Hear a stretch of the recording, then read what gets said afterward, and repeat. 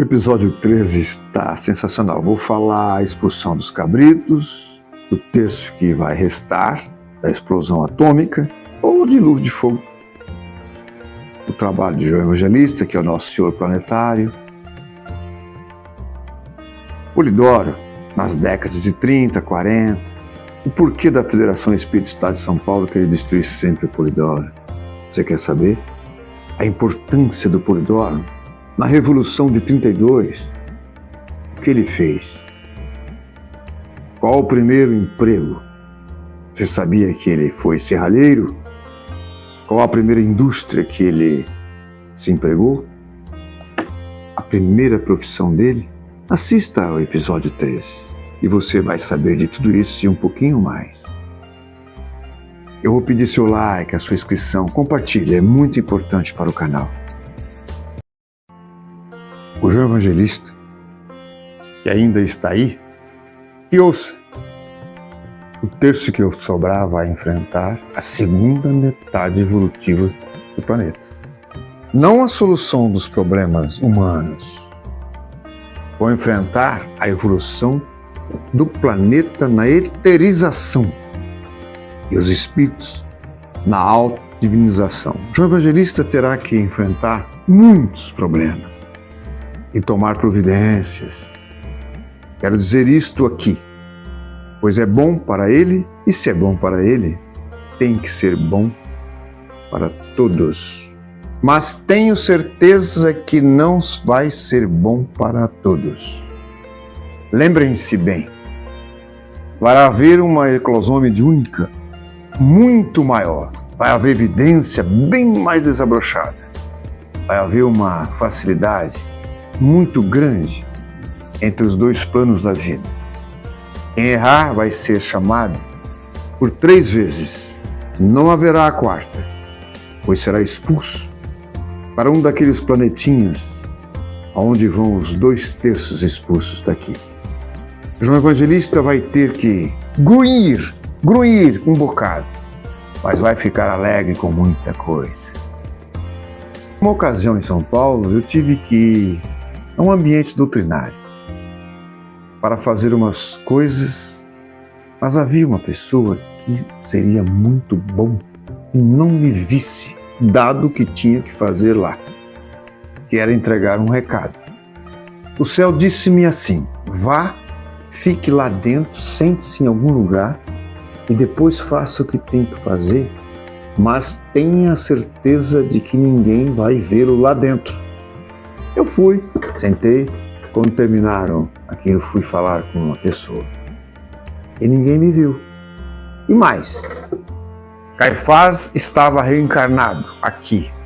E quando comecei a pôr textos bíblicos, porque lá atrás eu não pude pôr, senão a fogueira pegava, né?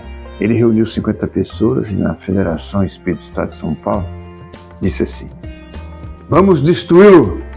De 30 até 40, Oswaldo ficou com todos até menos 40, quando minha mãe voltou para o Itaim Paulista. Eu não gostava de viajar todos os dias para o centro, nos trens da Central. Então fui morar numa pensão na rua Monsenhor Andrade, do lado da igreja do Brás. Foi quando eu terminei o primário e minha mãe se decidiu mudar para cá. Juliano, o irmão mais velho, já estava casado, com 4 ou 5 filhos, morava aqui perto. Ele era o irmão que caminhava junto na ida à escola primária. Então ele se mudou para Moca, na rua Frei Gaspar, com uma família que o adorava, o Sr. Boseslau. O pai desta família sempre falava: quando eu me for, venha morar com minha esposa e meus filhos. E ele foi e ficou até 1961, quando o meu irmão João se casou também. Foi morar lá e todos nesta casa, que era muito grande, com aquela família. Tia Nena em entrevista. Nós todos da família o amávamos e respeitávamos, apesar de que, espiritualmente, muitos não seguiam a mesma linha, cada um com suas razões. Ele começou a trabalhar muito jovem. Mocinho, já tinha acabado o exército.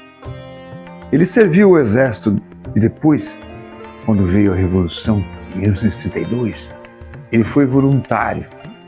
Serviu em Quitaúna, pela defesa dos interesses de São Paulo. Nesta época moravam todos com minha mãe na Rua 21 de Abril, no Belém. Mas quando estourou a Revolução, fomos todos para Osasco, para a casa de meu tio. Eu chorava pela presença dele, porque fui criado assim. Meu pai era apegado aos meus irmãos. Lá no Exército, foi considerado um gênio, que tinha uma memória prodigiosa, que consideravam-no para a escola de armas, e ele não quis. Preferiu seguir os passos da espiritualidade, uma vida inteira ensinando, pregando, escrevendo para a humanidade. Ele escreveu: "Que fizeste do batismo do Espírito?" Antes de mudarmos daqui, eu o conheci sempre lendo, escrevendo, trabalhando espiritualmente, servindo. As senhoras que estão velhas, ainda vivas, que podem falar, estavam sempre juntos, todo dia, dirigindo, sessão, ensinando. Tia Nena, da carteira de trabalho, de 36 até 41, a Sérgio Ribeiro Filhos, metalúrgico, cargo, serralheiro. De 41, quando tinha que começar a escrever sobre doutrina, tinha caixas de obras. Quando comecei a escrever obras messiânicas, temei tudo. Ele me contou várias vezes que fez obras, poesias. Eu escrevi orações à mão de Deus para vocês. Eu não leio oração nenhuma, nunca. Eu não rezo, eu vivo em estado de oração. Minha oração chama-se Deus. Eu vivo em unidade com Ele. E quando há alguma coisa para fazer, eu converso com Deus diretamente. E Ele conversa comigo. Porque há uma convenção entre nós que eu não falo a ninguém. Deus é a minha oração. A maior das orações é cumprir o dever. O dever é viver os mandamentos da lei. É praticar o santo mediunismo. Só saímos para pregar por ordem divina com 27 anos e meio em diante. Precisa de maturidade. Nesta vida eu vim com esta ordem. Filho, está escrito que você restaurará tudo e completará tudo. Para começar a restauração, você já entregou o Espiritismo lá na França. Agora, ouçam bem isto. Se a humanidade, pelos seus donos e senhores, se ela vier a si e ouvir a sua voz, você irá a praças públicas do mundo produzir maravilhas e trazer o Pentecostes dos Pentecostes.